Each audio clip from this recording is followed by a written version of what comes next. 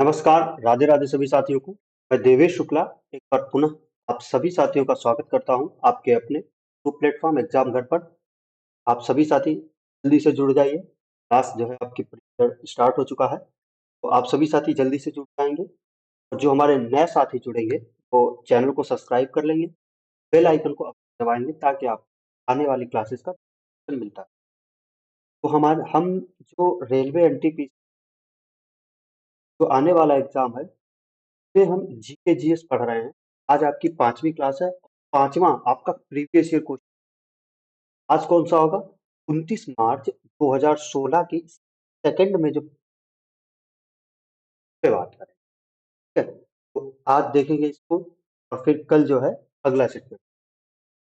सभी साथी जल्दी से बिल्कुल जुड़ जाइए और आप सभी लोग लास्ट तक क्लास को अवश्य देखा ताकि आपको पूरी क्लास का पता चल सके कौन कौन से प्रश्न जो हैं आपके एग्जाम में आए हुए हैं। और फिर आपने देखा होगा कि उनसे रिलेटेड जो भी प्रश्न है आसपास के उनके सब पे भी बात होती है। वहां से प्रश्न जो है आने के ज्यादा चांसेस है। देर न करते हुए बहुत ज्यादा टाइम नहीं वेस्ट करते। मैक्सिमम आपकी क्लास 25 से में आपके 25 से जो आपके पूछे गए हुए होते हैं वो, और साथ ही लगभग 50 क्वेश्चन तो लगभग हो ही जाते हैं। तो मतलब ये है कि आप 30 मिनट लगभग 70 से 80 क्वेश्चन थे, मैक्सिमम 100 प्रश्न होते हैं। आधे घंटे में अगर आप 100 प्रश्न आप पढ़ते हैं और अगर पुनः आधे घंटे के पढ़े हुए 100 प्रश्नों में अगर आपका 2 प्रश्न भी आ जाता है, आपके लिए बहुत ही अच्छा। आप देखिएगा जब एक पर आएगा आपका, देखिएगा हर एक क्लास से 1 से 2 प्रश्न आपके अवश्य आते हैं। 2 तो आपको मिलेंगे ही मिलेंगे, इससे ज्यादा भी मिलेंगे। ठीक है, शुरू करेंगे। आज जो है देखेंगे स्टेज 1 शिफ्ट 1 देखेंगे, कल देखेंगे शिफ्ट 2। 2016 की शिफ्ट 1 आज देखेंगे, शिफ्ट 2 से हम कल।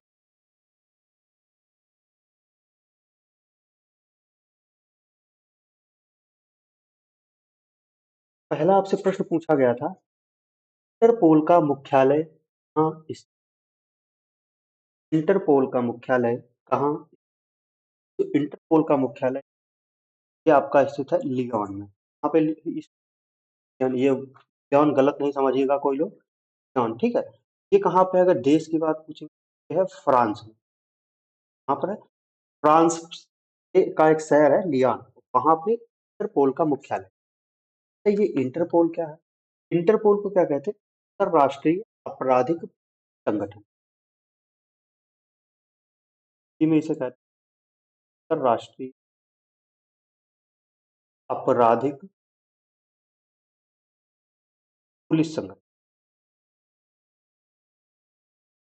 पुलिस संगठन जैसे हमारे राज्य की पुलिस होती है तो वो राज्य के अंतर्गत काम करती है। एक आपके देश की जो पुलिस, देश की जो सेना तो वो देश में काम करती है। ऐसे ये इंटरनेशनल पुलिस, यानी कि इस पुलिस का जो गठन है वो अगर कोई भी अधिकारी अपराधी के ऐसी कोई घटना देशों में होती है, यानी कि इंटरनेशनल पुलिस ये पूरे जो भी इसके सदस्य देश है उनमें ये काम, इसलिए इसका क्या नाम है? सॉरी, अंतरराष्ट्रीय आपराधिक। इसकी स्थापना कब होती है? स्थापना होती है 1923 में। कब होती है? 1923 में इसकी स्थापना होती है। मुख्यालय इसका फ्रांस के लियोन शहर में। एक एग्जाम में आपसे इसका आदर्श वाक्य पूछा, आदर्श वाक्य है। आदर्श वाक्य क्या है इसका? इसका जो आदर्श वाक्य वो है, connecting police for a safer world. Connecting for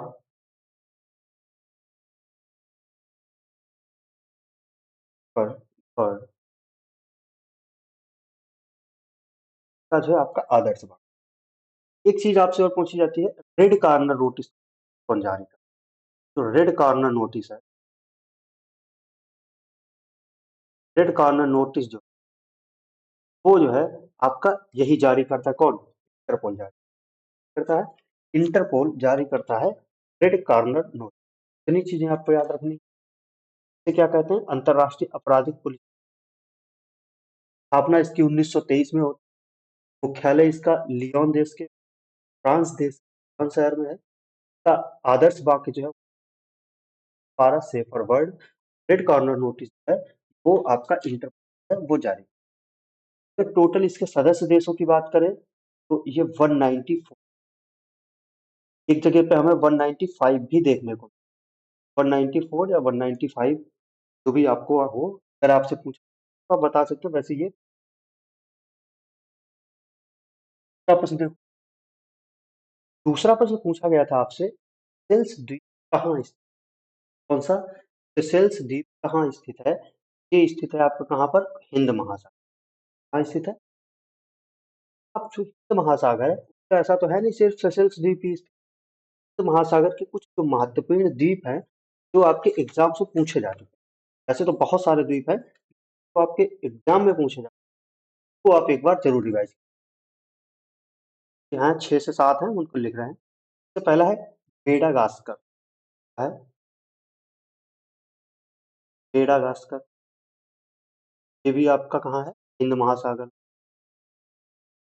Madagascar. और मेडागास्कर है आपका मालदीव, मालदीव, कौन सा, वही मोहम्मद मुइज्जू वाला मालदीव। Seychelles,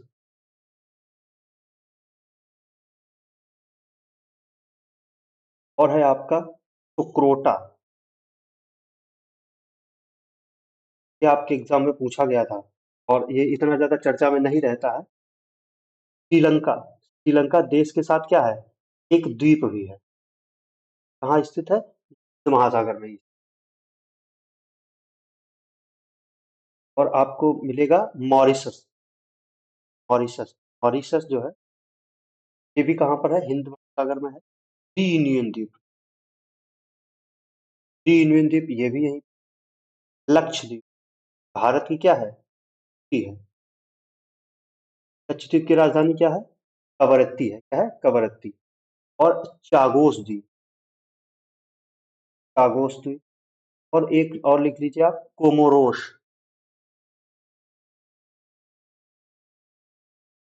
Comoros. तो कितने हो गए हिंद महासागर में, तो अगर आपका मेडागास्कर हो गया, मालदीव हो गया, सेशेल्स हो गया, सोक्रोटा हो गया, श्रीलंका, मॉरिशस, लक्षद्वीप, टागोस द्वीप और कोमोरोस द्वीप। ये इतने सारे जो द्वीप हैं वो कहाँ स्थित हैं, हिंद महासागर में। इसको भी आप एक बार रिवाइज जरूर कर लें। दूसरा प्रश्न आपसे पूछा था, अब कोई चीज आपको पढ़ना होता है वो आप विकिपीडिया पे जाके, अब चैट जीपीटी का जमाना आ गया है। तो पहले हम क्या करते थे, एआई है, चैट जीपीटी, बहुत सारी चीजें हैं, लेकिन पहले हम क्या करते, कोई भी चीज के बारे में पढ़ने के लिए कहा जाता है विकिपीडिया। तो जो विकिपीडिया एक वेबसाइट है वो किससे संबंधित है, मतलब ये जो इस विकिपीडिया के संस्थापक कौन थे? वो थे आपके जिमी वेल्स और लारी सेंगर। जिमी वेल्स और लारी सेंगर से संबंधित है विकिपीडिया। उन्होंने जो विकिपीडिया की क्या की थी, स्थापना, क्या की थी, स्थापना की। कब की थी, विकिपीडिया की स्थापना होती है वो होती है आपकी 15 जनवरी 2001, 15 जनवरी 2001 को विकिपीडिया की आपकी स्थापना हुई। ये अपना आपको इतना याद रखना। अगला है, मंगलयान कहाँ से लॉन्च किया गया था, भारत का जो मंगल मिशन था वो कहाँ से लॉन्च किया गया था, ये आपसे पूछ, ये आपका लॉन्च किया गया था कहाँ से, श्रीहरिकोटा, कहाँ से। अब ये जो मंगलयान था ये भारत का प्रथम मंगल मिशन, याद रखना, प्रथम मंगल मिशन, प्रथम मंगल मिशन, प्रथम मंगल मिशन से लॉन्च किया था। तो ये इसे लॉन्च करने वाला कौन था, इसरो, कौन था, इसरो था।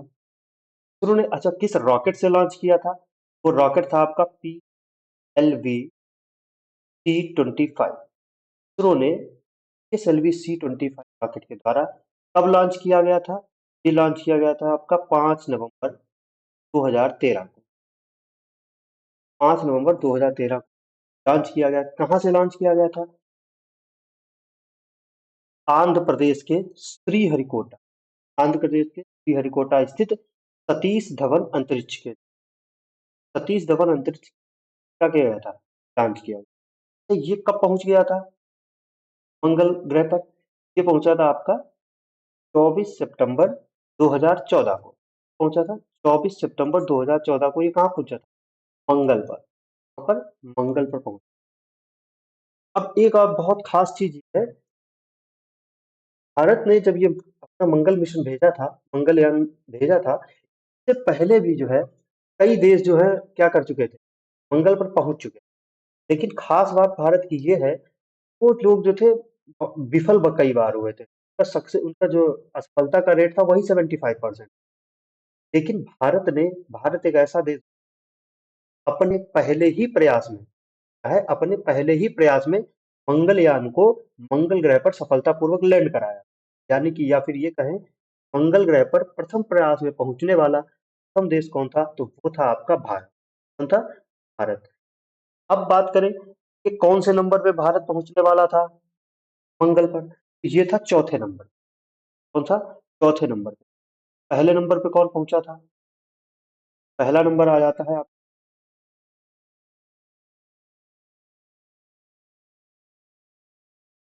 पहले पे आपका हो गया यूएसए हो गया। कौन सा हो गया? यूएसए हो गया। ये चौथे, ये चौथा नहीं पूछा आपसे। ये एक चीज आपको याद रखो, वो क्या है? एशिया का प्रथम देश।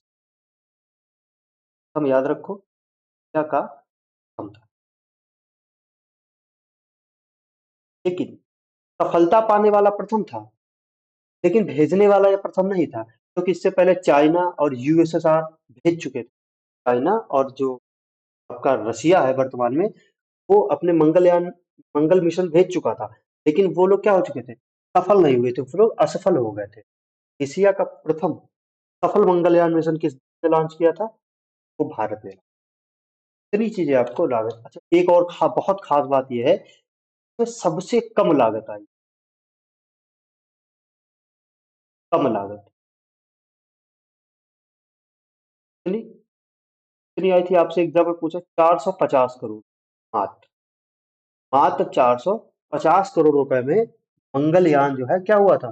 सफल हुआ था। अरे ज्यादा में तो मूवीज बनती हैं, एक एक हजार, 1500 1500 करोड़ में हम लोग मंगल पे घुमाए। तो 450 करोड़ रुपए में क्या हुआ था? मंगल मिशन जो था सबसे सस्ता मंगल मिशन। ठीक है, इतनी आपको चीज याद रखनी है मंगलयान से। पांचवा देखिए, पांचवा प्रश्न है आपका आपका कौन सी गैस पृथ्वी पर ग्रीन हाउस गैस के प्रभाव के लिए जिम्मेवार? कौन कौन सी है? यहाँ पे लिखा हुआ है CO2 यानी कि कार्बन डाइऑक्साइड। और क्या है?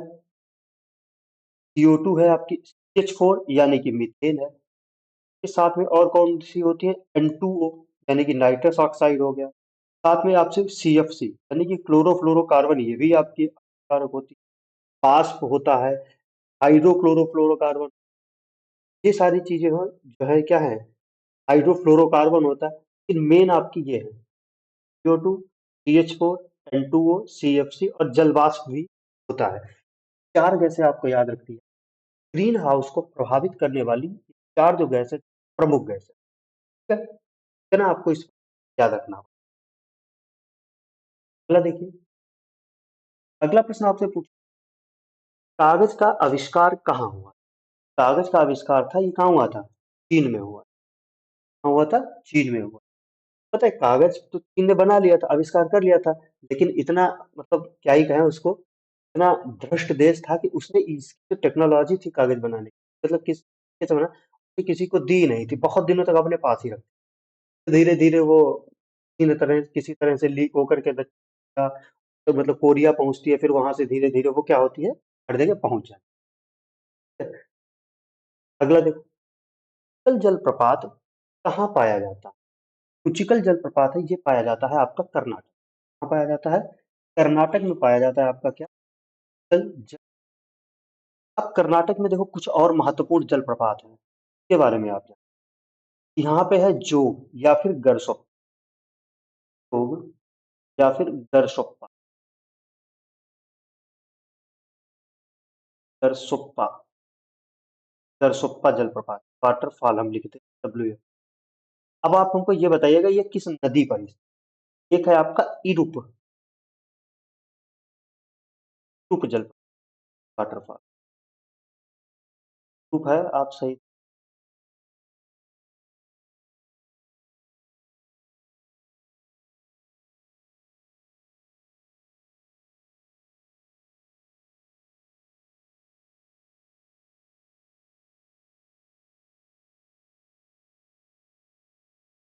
कौन सा है? इरुप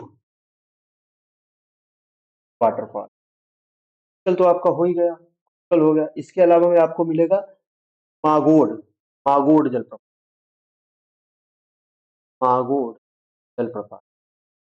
और सबसे महत्वपूर्ण ये है आपका शिव समुद्रम। क्या है? शिव समुद्रम।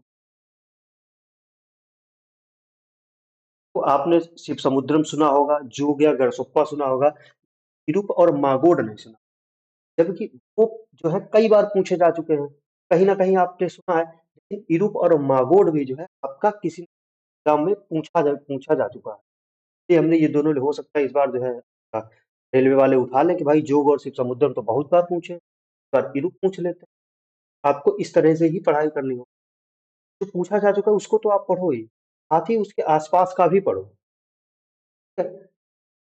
मान लीजिए अभी पूछते हैं आपसे शिव समुद्रम में पूछ के मागोड़, किसी एग्जाम के किसी एक शिफ्ट में शिव समुद्रम पूछ दे और दूसरी शिफ्ट में मागोड़ पूछ दे, इसके में मागोड़ आएगा, वो कहेगा भाई जो एग्जाम क्वेश्चन पेपर था वो बहुत ज्यादा टफ था। टफ नहीं था, आपने पढ़ा नहीं, इसलिए आपके लिए शिव समुद्रम भी नहीं पढ़ा होगा, उसके लिए तो शिव समुद्रम वाला ही टफ होगा। ठीक है? तो इस तरह से आप अपनी तैयारी को क्या करें, धीरे धीरे आगे बढ़ाइए।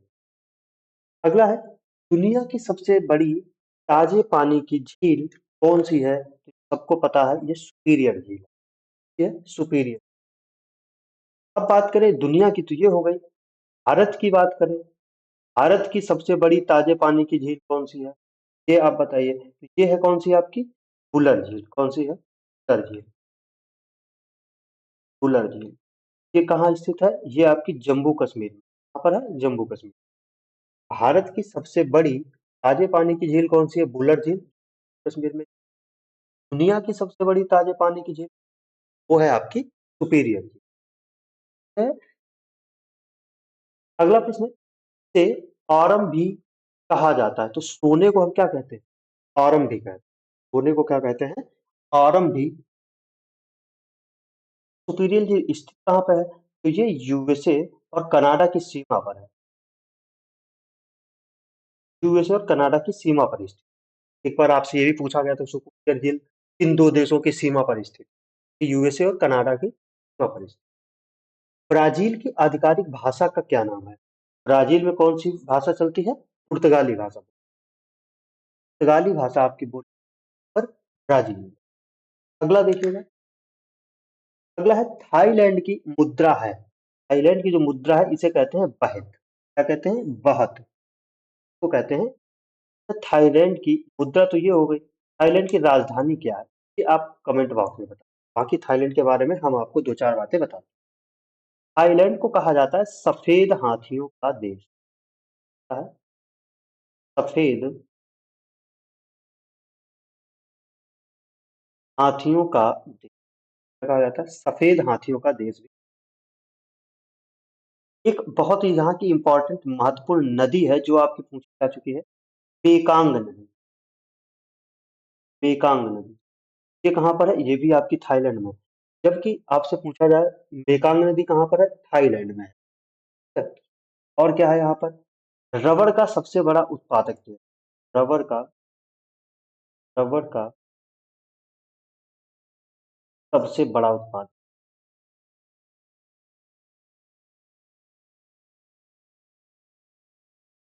देश कौन है? ये है आपका थाईलैंड। कौन है? थाईलैंड। ठीक है?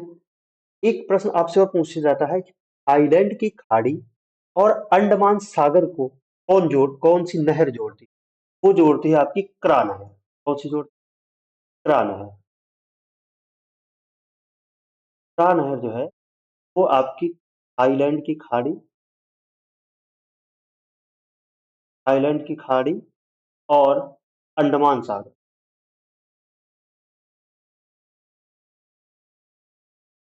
और अंडमान सागर।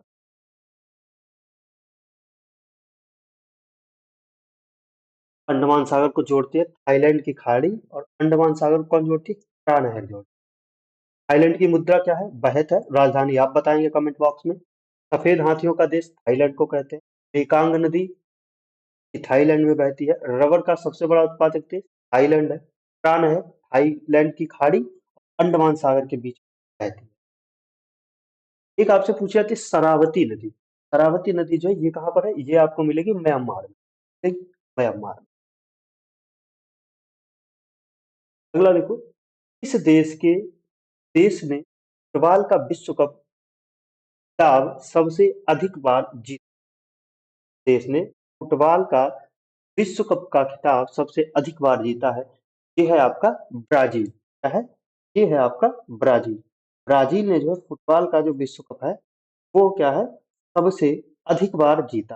ये बात आपको याद रखनी है। फुटबॉल का विश्व कप कौन सा होता है बता सकता है? फुटबॉल का जो विश्व कप होता है उसे क्या कहते हैं? बताइए, एक बार जरा देखें। फुटबॉल का जो विश्व कप होता है उसे क्या बोलते हैं? फीफा। क्या कहते हैं? फीफा कहते हैं। क्या कहते हैं? फीफा कहा जाता है। अब पता है आज की ही कल, हाँ कल की ही न्यूज है। फीफा ने अपने जो फीफा का जो अगला वर्ल्ड कप होगा वो कब होगा? 2026 में। फीफा ने 2026 में जो वर्ल्ड कप में है तीन देशों को बैन कर दिया। एक तो है आपका पाकिस्तान, ठीक है? दूसरा है आपका रसिया, तीसरा है आपका कांगो। फीफा ने 2026 में जो उसका वर्ल्ड कप होने वाला है उसमें इन तीन देशों को क्या कर दिया? बैन कर दिया। अब ये करंट का प्रश्न है, ये भी आपको याद रखना, हम आपको लिखवा दे रहे हैं। फीफा लास्ट कब हुआ था? फीफा 2022। फीफा कराता है आयोजन, तो फीफा 2022 जो था ये किसने जीता था? पहले तो आपका इसका आयोजन हुआ था कतर में। वहां पर हुआ था कतर। जीता कौन था? तो अर्जेंटीना ने इसको अर्जेंटीना जीता था। जीता था। और हराया किसको था? फ्रांस को। फ्रांस को हरा कर जीता। अभी तो 2022 वाले की बात हो रही है, पिछले की। अब अगला होगा आपका 2026 में। होगा 2026 में। और ये होगा कहाँ पर? ये कुल तीन देशों में होगा, यूएसए, कनाडा और मैक्सिको। ये भी आप याद रखें। USA, Canada plus Mexico. Mexico में ये होगा तीन जगह। 2026 का वर्ल्ड कप फुटबॉल का जो है वो 2026 कहाँ होगा? यूएसए, कनाडा और मैक्सिको। अभी इसने हाल ही में तीन देशों को बैन कर दिया। 2026 में ये तीन देश नहीं खेलेंगे। कौन? एक तो आपका अपना ही बच्चा पाकिस्तान, और दूसरा अपना दोस्त कौन? रसिया, और तीसरा है आपका कांगो। तीन देशों को प्रतिभाग करने से यानी कि भागीदारी करने से इस वर्ल्ड कप में मना कर दिया, ये आपको याद है। तो अगर बात करें फीफा की स्थापना कब हुई थी, तो फीफा की स्थापना होती है आपकी 1904 में। कब होती है? 1904 में फीफा की स्थापना होती है। मुख्यालय की अगर बात करेंगे तो ये आपका स्विट्जर सॉरी ज्यूरिक ज्यूरिक में है। इसका मुख्यालय कहाँ पर है? ज्यूरिक में क्या है इसका मुख्यालय है? ज्यूरिक में क्या है इसका है? अगर ये बात करें इसके हेड कौन है, तो वो है इन्फेंटिनो। कौन है? हाँ लिखे दे। हेड कौन है वर्तमान में? वो है आपके इन्फेंटिनो। कौन है? इतनी चीज आपको याद रखनी। अब देखो, प्रश्न पूछा था 2016 में, देश ने फुटबॉल का विश्व कप खिताब सबसे अधिक बार जीता है। ब्राजील ने जीता। ये स्टैटिक का क्वेश्चन। इसमें देखो आपको 2022 में जो फीफा हुआ उसके बारे में जानकारी होनी चाहिए। 2026 में फीफा जो होने वाला है उसके बारे में जो जानकारी होनी चाहिए। कब स्थापना हुई थी? मुख्यालय क्या है? ये हेड कौन है? तो अब इससे आपको एक पता चला। हाँ, फीफा यानी कि फुटबॉल के जो अंतरराष्ट्रीय जो आपका विश्व कप होता है, विश्व कप से आपसे प्रश्न पूछा गया था सन 2016 में। अब देखो एग्जाम में जब पेपर बनाएगा तो वो देखेगा ये तो पूछ चुके हो भाई, इसके आसपास से कोई प्रश्न पूछ। मान लो उसने टीवी भी देख रहा हो न्यूज व्यूज, तो वो जान जाएगा कि 3 देशों को क्या किया है, बैन किया है, वही लिख देगा। अच्छा बताओ कौन से में से किस देश को बैन नहीं किया है 2000। 3 देश आप याद रखो, चौथा। यही होता है आपके पढ़ने का सबसे बेहतर तरीका। ये आप जिस प्रश्न को देखें जो आपका आ चुका है के आसपास, मैं आपको भरोसा दिलाता हूँ कि जितने भी हम आपको सेट पेपर कराएंगे लास्ट तक एग्जाम होने तक, तो और उसके साथ में जो ये आपका एक्सप्लेनेशन चल रहा है, इसको ही आप पढ़ के जाइए। 100% पेपर फंस जाएगा, आपसे छूटेगा नहीं, इससे बाहर नहीं जाए। ठीक है? अगला प्रश्न पूछा गया था आपसे, क्वींसबेरी नियम नामक कोड का अनुकरण किस खेल में किया जाता है? ये किया जाता है आपका मुक्केबाजी। किया जाता है मुक्केबाजी में। अब देखो, मुक्केबाजी में क्वींसबेरी का नियम, क्वींसबेरी बोला जाता है, तो इस पद का उपयोग किया जाता है। आपसे अब 2016 में ही एक सेट में पूछा था, एलबीडब्ल्यू फुल फॉर्म पूछी थी। एलबीडब्ल्यू की क्या थी? Leg before wicket. क्या थी? Leg before wicket, LBW. ये जो आपका कोड है, ये कहाँ यूज होता है? ये यूज होता है आपका क्रिकेट में। कहाँ यूज होता है? क्रिकेट में यूज होता है। ये आपसे पूछा गया, एक बार फिल फॉर्म पूछी गई थी, और उसी साल एक बार पूछा गया था कि एलबीडब्ल्यू किस खेल में यूज होता है, मतलब प्रयोग किया जाता है। ये था आपका क्रिकेट। तरह के भी प्रश्न आते हैं। आप बहुत ध्यान से देखो, क्रिकेट आप अगर देखते हैं तो आपको पढ़ने की जरूरत नहीं है कि अब एक डीआरएस, अब डीआरएस की आप हमें बोल, अब इसका ये मत बताइएगा धोनी रिव्यू सिस्टम, ये नहीं बताइएगा। डीआरएस भी आपका कहाँ यूज होता है? क्रिकेट में। क्रिकेट में यूज होता है। कि फुल फॉर्म बताइएगा, इसको क्या कहते हैं? डीआरएस। क्रिकेट तो आजकल आप लोग सब बहुत ही देखते हैं, और बहुत ही मतलब प्यारा खेल है, हमारे देश में बहुत ज्यादा पसंद किया जाता है। चैंपियंस ट्रॉफी में देखिए भारत फाइनल में है। 9 तारीख को, अब संडे को जो है आपका मैच है, 8 बजे शाम शाम को, मतलब 2 ढाई 2:30 बजे से है, भारत और न्यूजीलैंड के बीच। तो इससे भी आपको क्वेश्चन बनेंगे जब ये जब ये आपका टूर्नामेंट खत्म हो जाएगा, उस पे एक एक चीज हम आपको पूरा, आपको एक लिख के एक रील बना करके आपको दें। अगला देखिए, तो है सीमांत गांधी किसे कहा जाता है? सीमांत गांधी कहा जाता है अब्दुल गफ्फार खान, अब्दुल गफ्फार का। तो खान अब्दुल गफ्फार का जन्म जो है वो होता है 1890 में। होता है 1890 में। कहाँ पे? पेशावर में।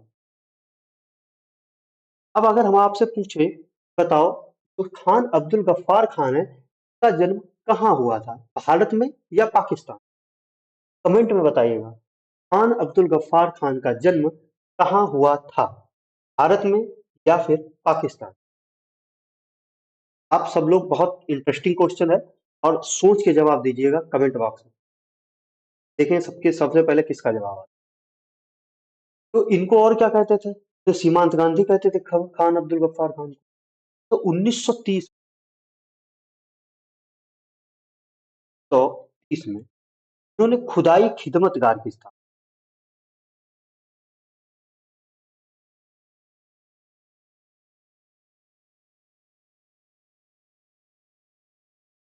की। खुदाई खिदमतगार, खिदमतगार की ये क्या कहते थे? लाल कुर्ती दल भी कहते थे। लाल कुर्ती सेना कहिए या लाल कुर्ती, लाल कुर्ती दल भी इसे, ये याद रखना। अगला 15वां प्रश्न देखिए।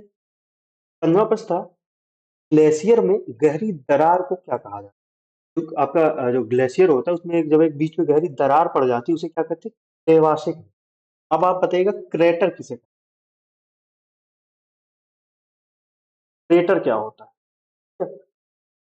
क्या बोलते हैं? ग्लेशियर में गहरी दरार को क्या कहते हैं? क्रेवासे बोलते हैं। क्या बोलते हैं? क्रेवाशे। अगले पेज पे, हवा के परागकण को क्या कहा जाता है? तो हवा में का जो परागकण होता है उसे कहते हैं एनीमोफिल। क्या कहते हैं? एनीमोफिली। अगला है, एक कॉम्पैक्ट डिस्क में तकनीक का इस्तेमाल किया जाता है? कॉम्पैक्ट डिस्क का मतलब हो गया सीडी, है सीडी। आपने देखा होगा अब तो ये आपका मेमोरी कार्ड आने लगे, चिप आने लगी और सिलिकॉन की चिप आने लगी, बहुत सारी चीजें। हमारे जमाने में क्या था, पहले सीडी प्लेयर आता था, फिर एक सीडी आती थी गोल गोल, जिसे कहते थे चक्का, क्या बोलते थे चक्का।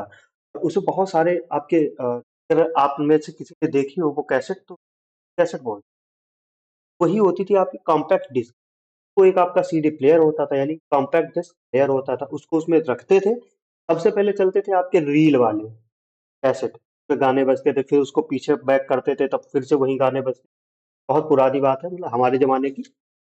आपने शायद ही वो देखा हो टेप, फिर रील चलती थी, फिर उसके बाद में सीडी आई। सीडी में कौन सी तकनीक का इस्तेमाल, ये पूछा है।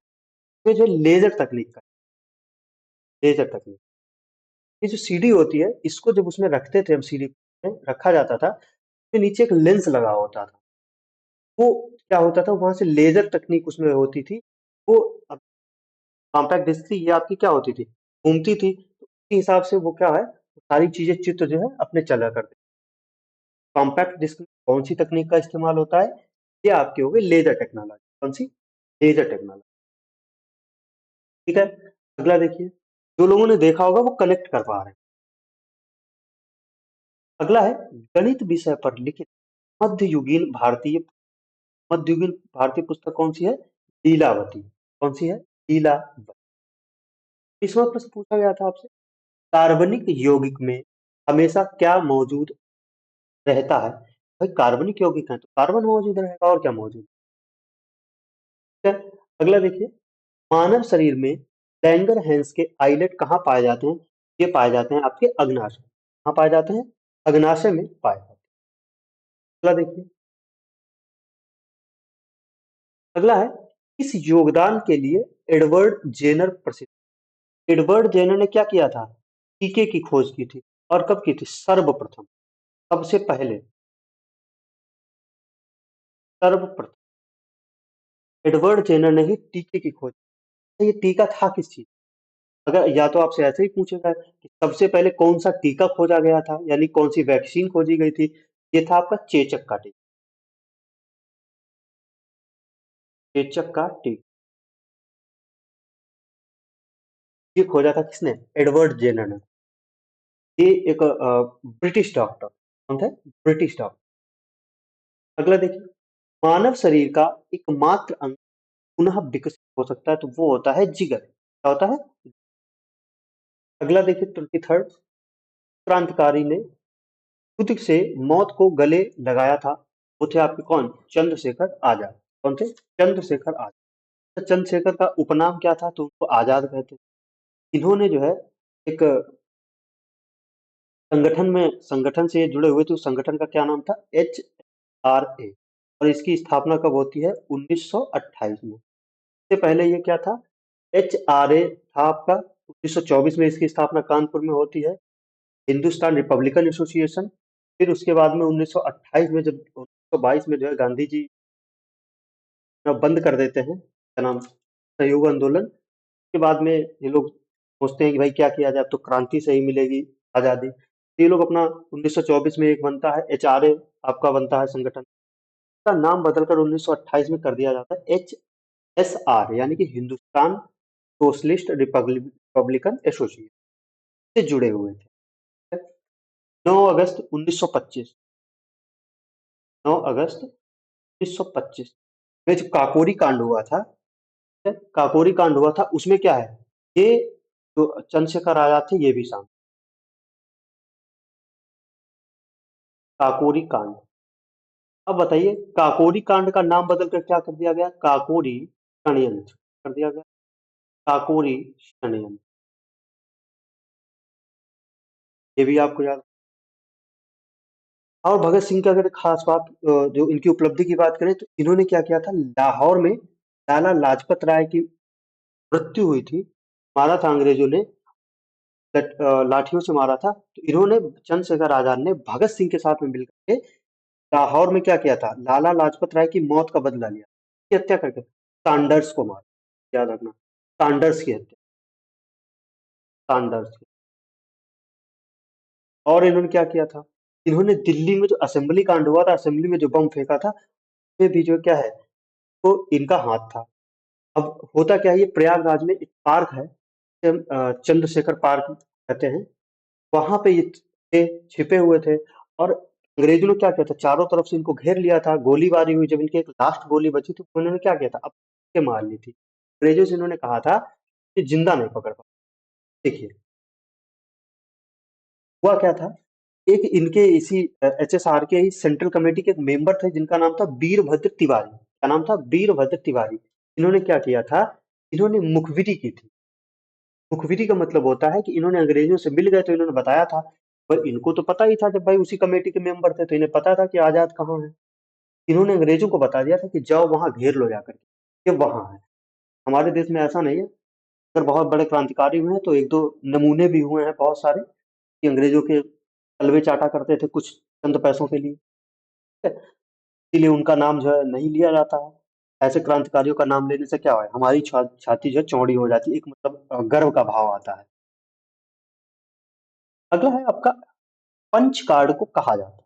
पंच कार्ड को क्या कहते हैं, होलेरिथ कार्ड। क्या कहते हैं, होलेरिथ कार्ड कहा जाता है। अगला, दुनिया का सबसे बड़ा गैर ध्रुवीय रेगिस्तान कौन सा है, तो ये है सहारा। अब देखो गैर ध्रुवीय का कहने का मतलब क्या है, देखो उत्तरी ध्रुव और दक्षिण ध्रुव, वहां तो कोई रहता नहीं है, तो वो भी तो रेगिस्तान ही है। इसीलिए उसने पूछा गैर ध्रुवीय, क्या कहा है, गैर ध्रुवीय। गैर ध्रुवीय रेगिस्तान कौन सा है, सहारा।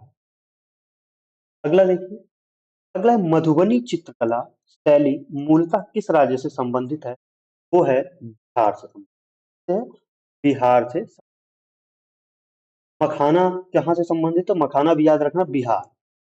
कौन सा देश बंदरगाह विहीन है, तो यह है कजाकिस्तान।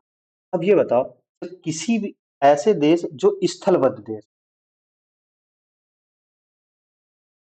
स्थलबद्ध देश, स्थलबद्ध देश का मतलब यह है, जिस देश की सीमा, मतलब आपकी जो वाटर बॉडी से नहीं लगे। अब अगर कोई देश की सीमा समुद्र से किसी से नहीं लगेगी, तो भाई बंदरगाह क्या रोड पे नाली खोद के बनाओगे, समझ गया ना। स्थलबद्ध देश कौन सा है, कजाकिस्तान है, इसलिए वहां क्या है, बंदरगाह नहीं, पोर्ट नहीं।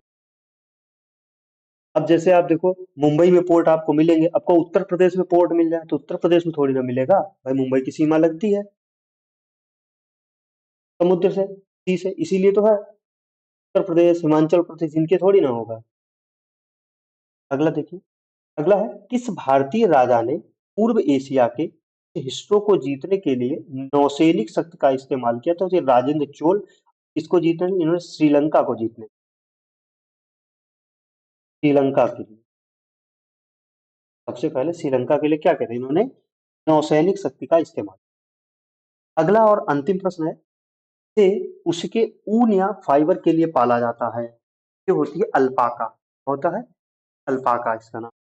ये जो है इसके ऊन या फिर फाइबर के लिए पाला जाता है, ठीक है। आज जो हमारा सेट था वो यहीं पे समाप्त है, इसमें आपके पूछे गए थे प्रश्न आपने देख लिए, क्लास है वो यहीं तक है आपकी। कल आपको अगली शिफ्ट में, यानी कि शिफ्ट 2 के मिलेगा, 29 मार्च 2016 का जो प्रश्न पत्र है, शिफ्ट 2 में जो प्रश्न है उन पे। तब तक के लिए आप सभी साथियों को बहुत धन्यवाद, और आप सभी साथी फुल क्लास को लास्ट तक देखा करिए, और अगर क्लास अच्छी लगे तो आप चैनल को सब्सक्राइब कर लीजिए और बेल आइकन को दबाइए, ताकि आपको नोटिफिकेशन मिलता रहे। धन्यवाद।